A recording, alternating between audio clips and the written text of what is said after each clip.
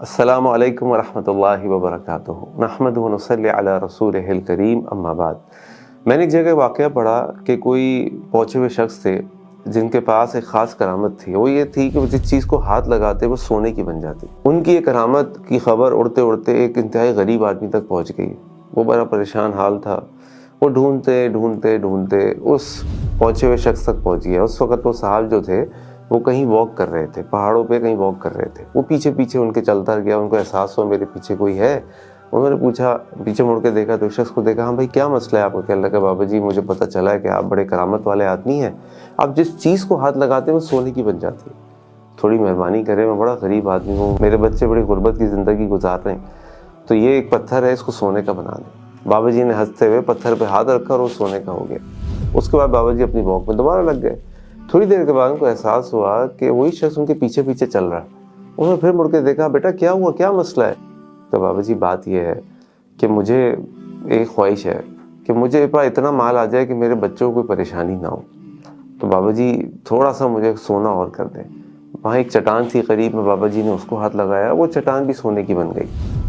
اس کے بعد پھر بابا جی اپنی واک پہ لگ گئے۔ تھوڑی دیر کے بعد بابا جی کو پھر احساس ہوا، ان کو لگا کہ وہ شخص پھر میرے پیچھے چل رہا ہے۔ انہوں نے مڑ کے دیکھا اور دیکھا کہ وہی شخص ہے۔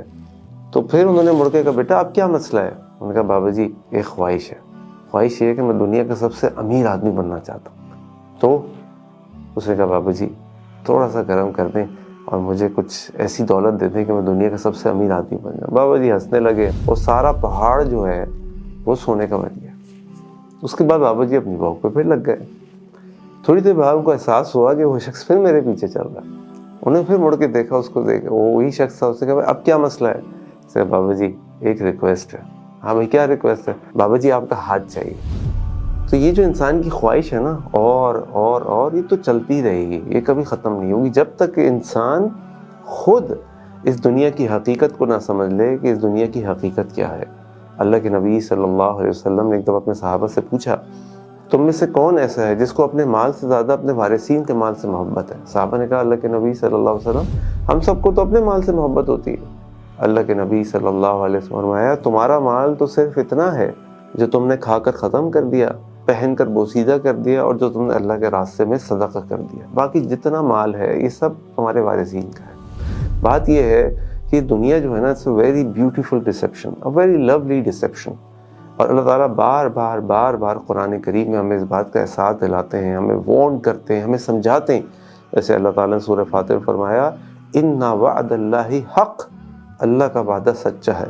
فلا تغرنکم الحیات الدنیا ولا یغرنکم باللہ الغرور، اور دیکھو تم اس دنیا کی زندگی کے معاملے میں دھوکے میں نہ پڑ جانا، اور یہ دنیا کی زندگی تمہیں اللہ کے بارے میں دھوکے میں نہ ڈال دے۔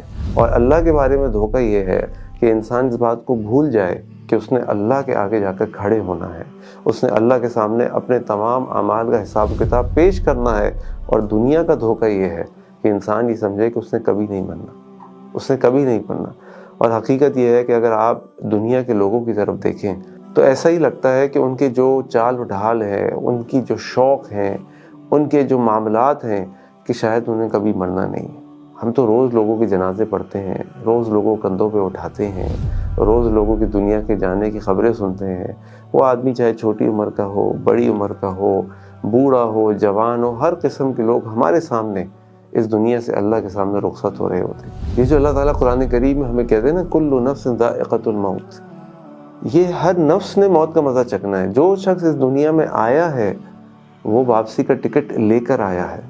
ایسا ہو نہیں سکتا کہ ہم میں سے کوئی شخص اس دنیا میں آ جائے اور واپسی کا ٹکٹ اس کے پاس نہ ہو۔ ہر شخص کے پاس واپسی کا ٹکٹ ہے، بس مسئلہ یہ ہے کہ اس ٹکٹ پہ یہ نہیں لکھا ہوتا کہ آپ کی فلائٹ کس دن اور کس ٹائم، اور یہ کسی ٹائم بھی ہو سکتی ہے۔ آپ اگر کبھی ٹرین میں سفر آپ نے کیا ہو یا آپ کریں، اور آپ کراچی سے حیدرآباد جا رہے ہوں یا کراچی سے آپ کسی اور شہر جا رہے ہوں، تو آپ دیکھیں گے کہ جو دو ٹرین کی بوگیاں ہوتی ہیں، اگر آپ اس درمیان میں دیکھیں یا کھڑکی سے باہر دیکھیں تو آپ دیکھیں کہ زمین بڑی تیزی سے کھنچ رہی ہوتی ہے، بڑی تیزی سے کھنچ رہی ہوتی ہے۔ پھر تھوڑی دیر کے بعد جا کر ٹرین ایک اسٹیشن پہ رکتی ہے، اس اسٹیشن پہ جب رکتی ہے آپ دیکھتے ہیں کہ ٹرین میں سے کئی لوگ اتر رہے ہوتے ہیں، جن میں بڑی عمر کے لوگ بھی ہوتے ہیں، جن میں بچے بھی ہوتے ہیں، جن میں مرد بھی ہوتے ہیں، جن میں عورتیں بھی ہوتی ہیں، جن میں صحت مند بھی ہوتے ہیں، جن میں بیمار بھی ہوتے ہیں، اور اسی طریقے سے کئی قسم کے افراد اس ٹرین میں چڑھ بھی رہے ہوتے ہیں۔ جن میں کئی بوڑھے ہوتے ہیں، کئی جوان ہوتے ہیں، کئی بچے ہوتے ہیں، کئی عورتیں ہوتی ہیں، کئی مرد ہوتے ہیں. تو یہ سمجھ لیجئے کہ جو زمین آپ کو کھنچتی بھی نظر آتی ہے یہ ہماری زندگی ہے جو تیزی سے ختم ہو رہی ہے، تیزی سے. اور جو لوگ اتر رہے اور چڑھ رہے ہیں وہ لوگ ہیں کہ جن کے بارے میں اللہ تعالیٰ نے فیصلہ کر دیا ہے کہ اسٹیشن پہ وہ اتریں گے، اسٹیشن پہ وہ چڑھیں گے. بالکل یہی معاملہ ہمارا ہے. ہم بھی اس ٹرین کے اندر بیٹھے ہیں، زندگی کی ٹرین کے اندر. ہمیں نہیں معلوم کہ وہ اسٹیشن کب آئے گا کہ جہاں پہ اترنا ہمارے لیے لکھ دیا گیا اللہ تعالیٰ کی طرف سے ہمیں اترنا ہے.